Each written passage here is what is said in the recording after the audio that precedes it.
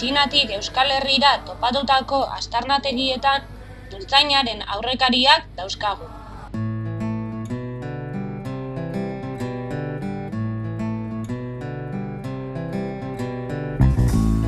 Foruan aurkitutako txiribitoak Bizkaian, edo Isturitzeko txirulek Baxe Nafarroan 25.000 urte, baino gehiago dituzte.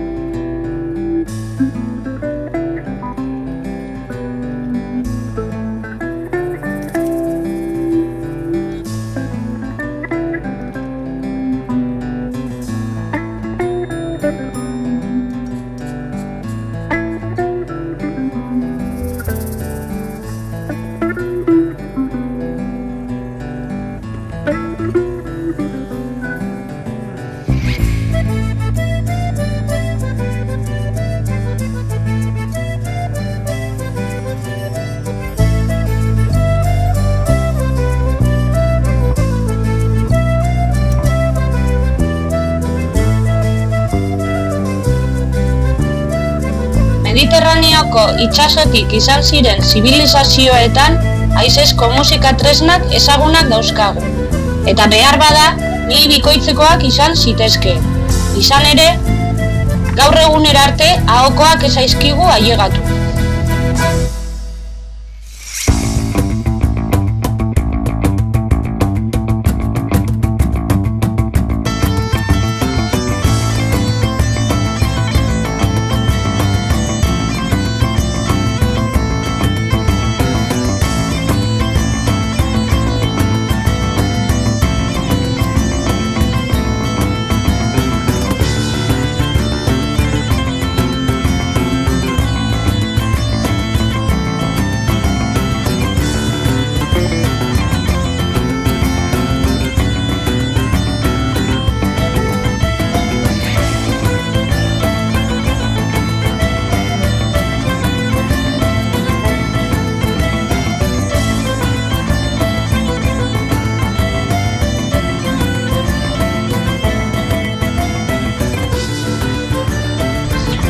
Bigarren mendeko dultzaineroen irudiak daude Zuberoan Santa Graziko elizaren kapitelean.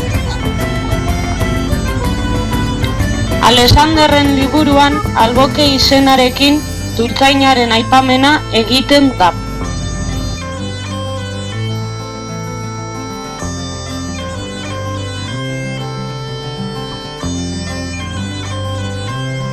Laguardian, Blanka Nafarroakoaren eta Gaztelako Santxo hirugarrenaren arteko ezkontzan dultzaineroak izan ziren animatzaile.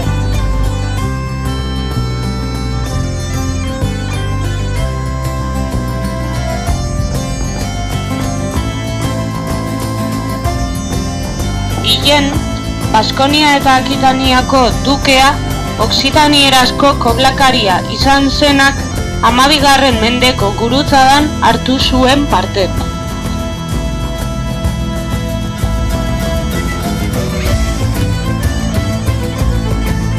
Zangozako Andra Mari elizan dultzaineroen errepresentazioa agertzen da.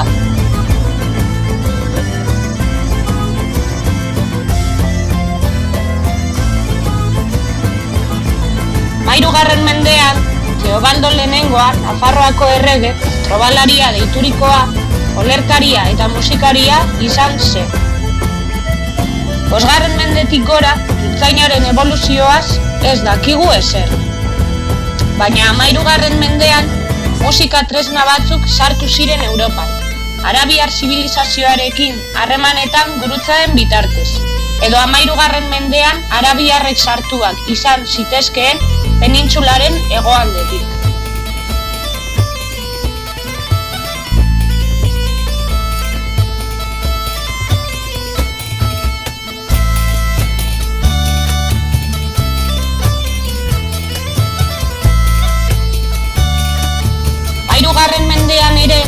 Kastelako Alfontso Amargarrenak, jakintxua deiturikoak, txirimiak eta dultzainak puglaren eskuetan daudela diosku. Eta Andramariri eskainitako kantetan irudi asko daude.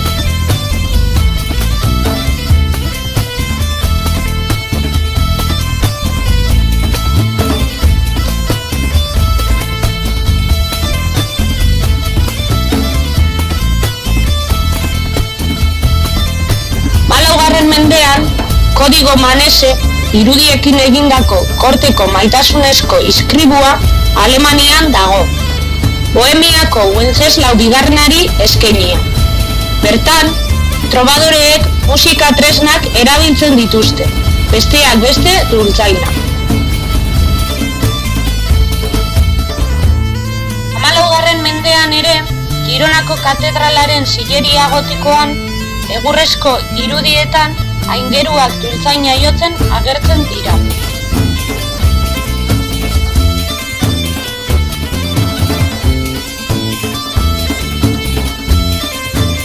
Lekeitioko Andramari elizan 15. mendeko txirimia laburraren irudia dago, Aragoiko freskoan bezala.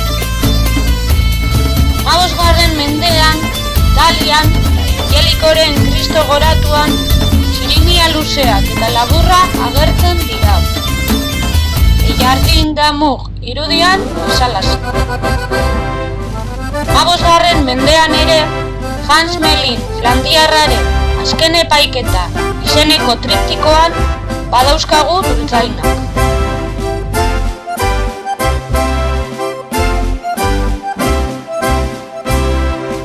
16. mendean, Gasteizko Arte Sakratuaren Museoko jaiotza irudian, kornamusa eta dultzaina jotzaileak agertzen dira. Bruselasko tapiz honetan, txirimia luzea dago. 16. mendean ere, dultzaina Amerikara kolonoek eraman zuten.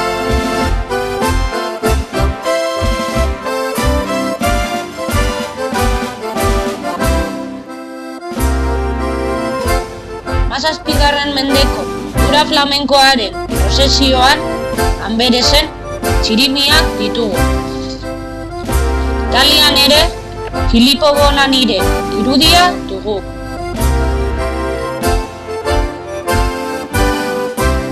Mazortzigarren mendean Frantzian sortu zen oboe musika tresna nagusitzen da, baina txirimia laburra jai giroan erabiltzen da oraindik. Goiaren pintura hauek adibidetzat hartuta.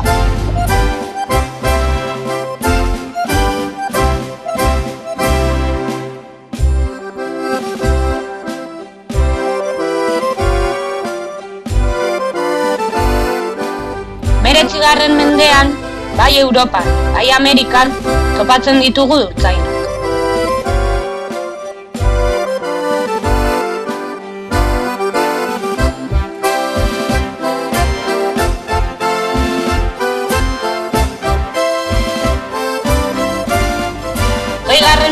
Zehar eta gaur egunera arte, lekuen arabera, dultzainak izen ezberdinez agertzen dira nahi.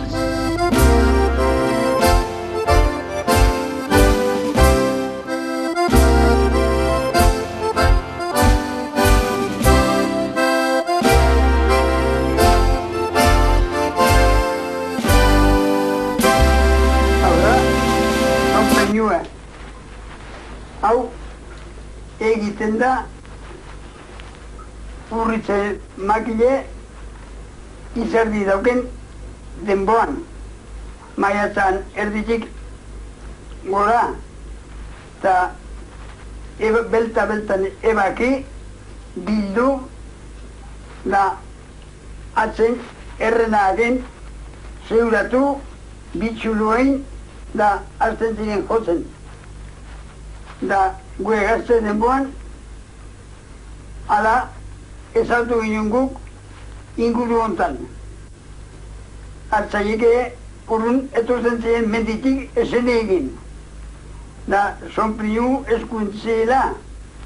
Da lekutan egelditu, da jotzen ziren badarkoak muskurraldetik irezkoak erre aldetik, aldikoak izandik, onotza, da denok emango gazte guzie, kanpo batea, eta hain soinuk, haitzen egoten ginen. Oso alegrantza handi ematen zuen, goizetan da iluntzitan.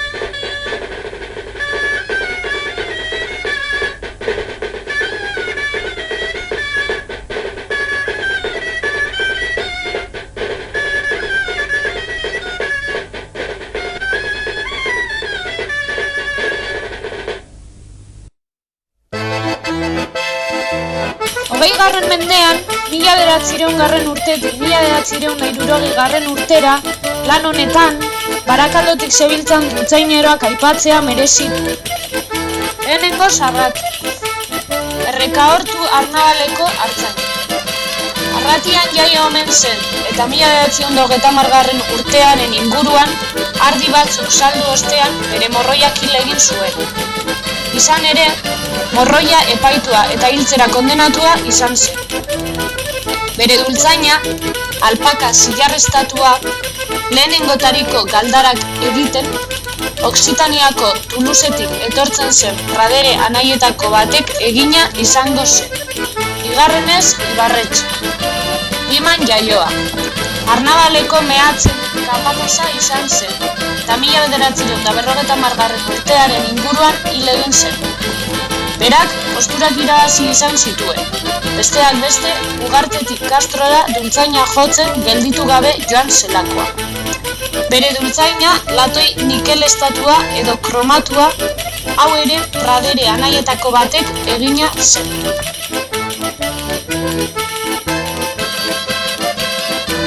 Hirugarrenez, Turtzainako Lukas Saiz. Matxakito edo Lukilaz ez izenez ezagun. Majara ez izeneko ospetsuaren osaba. Beronek, Gordesolako Domingo hartzarekin eta bere loba Majararekin batera jotzen omen zuen. 1960 hamarkadan hil egin zen. Bere dultzaina hartzarena bezalakoa omen zen, baina euskalduna ontziolan egina.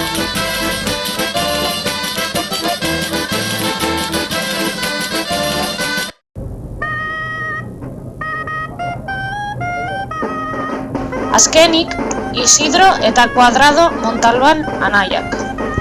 Kuadradok altzairu inoxidableko dultzaina zeukan. nahikoa txarra. Eta horregatik ezin zion atera bere anaia Isidrok dultzainari ateratzen zion besteko probetsurik.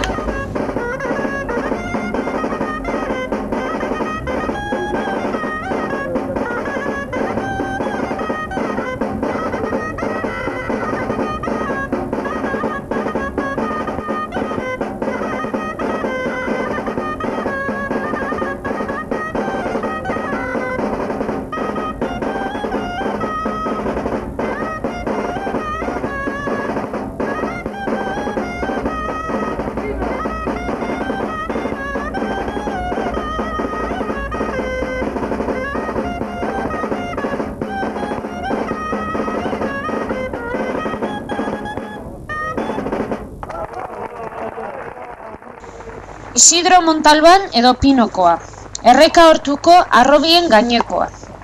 Bere dultzaina Erreka Hortun egina zen, kamioi eta kotxe zaharretarako bozinak egiten ziren tailerretan.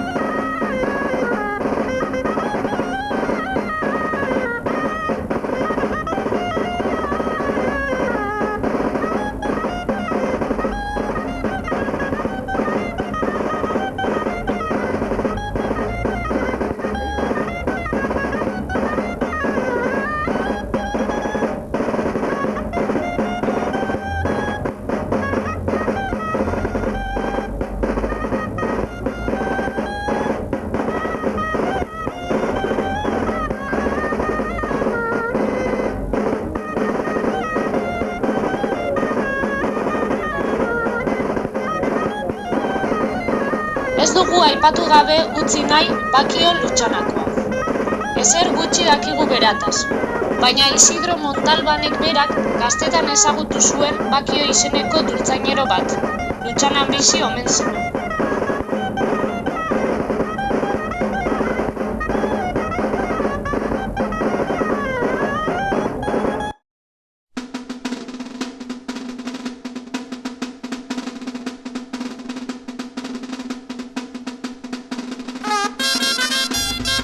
Orain dela 25 urte, 1985 hain zuzen ere, Euskalduna fabrika itxi ostean, lagun taldea elkartu zen, aintzina oso erabilia izan zen bizkaitar dultzaina berreskuratzeko asmoz. Izan ere, Iñaki Martiegik oso aurreratuta zituen dultzainarako neurria, eta eskola tailerra sortzeko ideia gauzatu zen. Hasieran, Iñaki Kortazak txoporen etxean batzen baziren ere, gaur egun udal lokaletako batean dabiltza. Bizkaitar dultzaina ez ezik, atabala eta beronen osagaiak ere egiten hasi ziren Lutxanako tailerrean.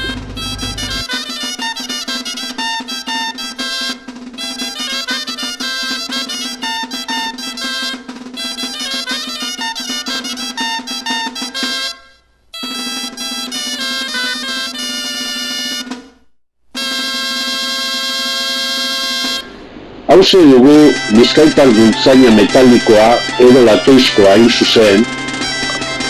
Dultzaina haizezko musika tresnetako bat da, aintzina 6 zulo zituena eta gaur egun 7. zulotxoa egiten zaio fa sostenidoa jo ahal izateko. Bizkaitar dultzainaren lehen parteko osagaiak bi dira. Alde batetik tubela eta bestetik fita edo mihira. Tubela tolestutako txapa bat da, soldatu egiten dena, eta aretea gehitu egiten zaiona bero. Mihina kainaberakoa da.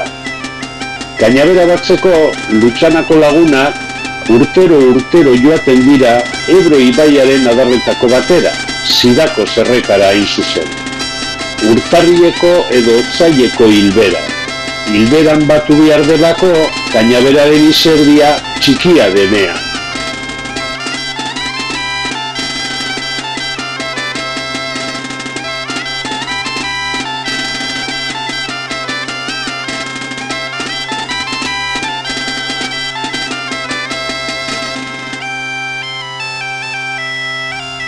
Kañabera garbitu ondoren, urtebete egoten da lehortzen, batutako leku berean, geldi, erabilia izan arte.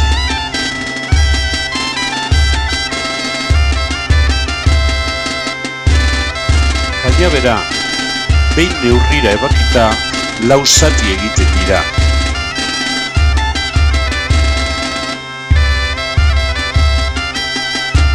Harrezkero, gubia batez lagunduta, Kañabera ustu egiten da barruti. Tailerrean egindako txantilloen arabera, neurri egokiak edukitzeraino.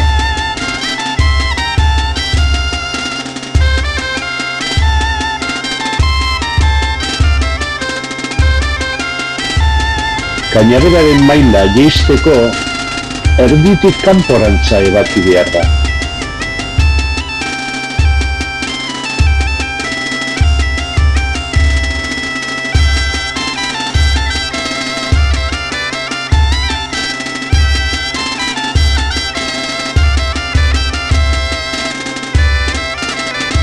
Behin itxura eman da, Kañabera tudelean ezartzeko busti egin behar da.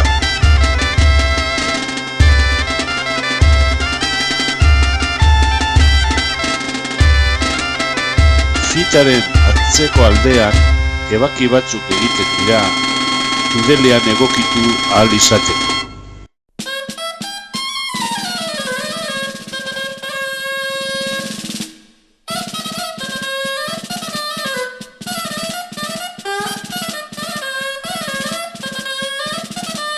Alambreak jarri eta lehortzean itxi,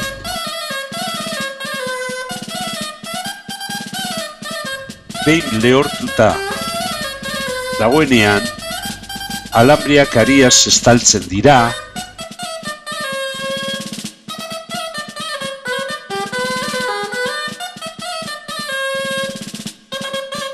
behin aria jarrita, kolatu egiten da, putz egitean haizea irten ez dadin.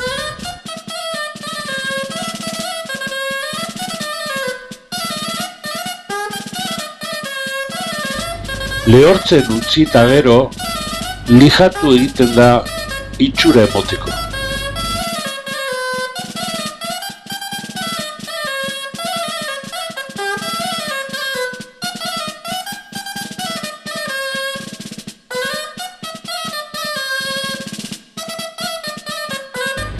Azken fasean, argiaren kontra fitaren maila berdindu, ikutu batzuk eman, eta honezkero fita prest dago jotzeko.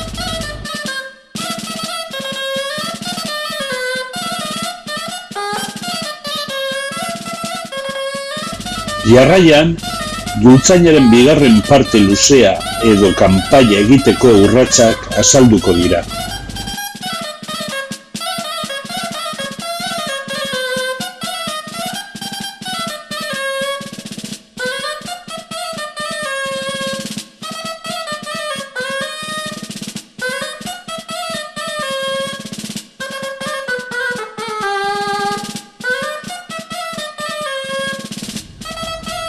Tailerrean dagoen txantillo batetik abiatuta, artaziak erabiliz, apurka-apurka ebakitzen da, latoizko txapan aldez aurretik margotutako lerrotik.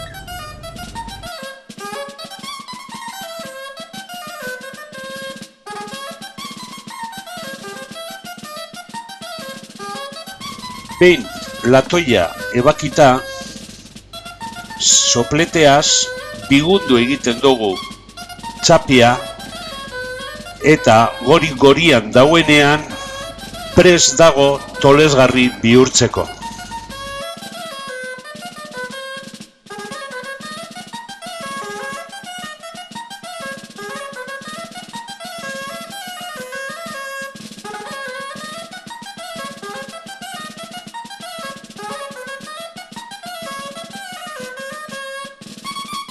Behin dultzainari itxura emanda,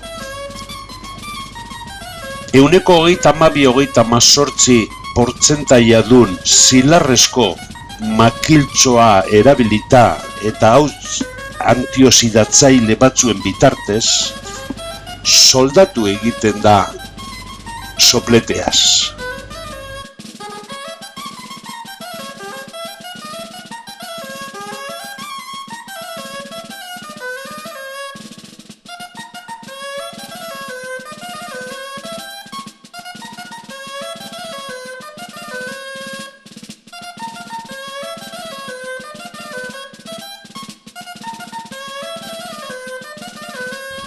Jarraian, leundu egiten da Lisaren laguntzaz, eta behin artestuta, dultzainak jotzeko egokiera izan aldezan.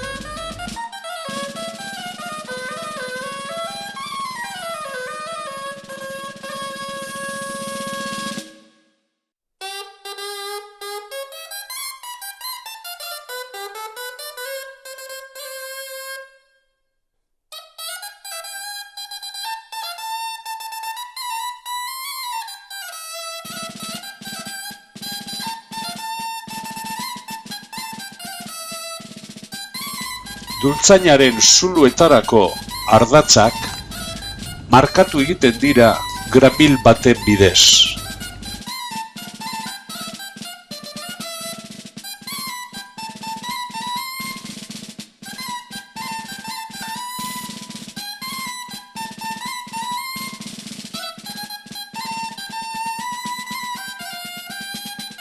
Hauze da Egiguren Azpeitiarraren dultzaina, Lutxanako tailerrean euskarri erabiltzen dana dultzainak egiteko.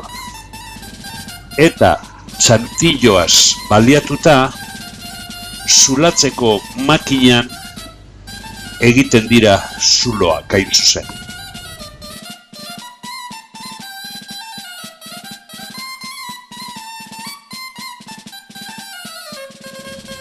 Lutxanako tailerrean do maiorrean afinatutako dultzainak lantzen dira. Izan ere, Iñaki Markiegi garatutako zuloen arteko distantziari esker, erabiltzen diren barautzak zulo normaletan 7 milimetrokoak izaten dira,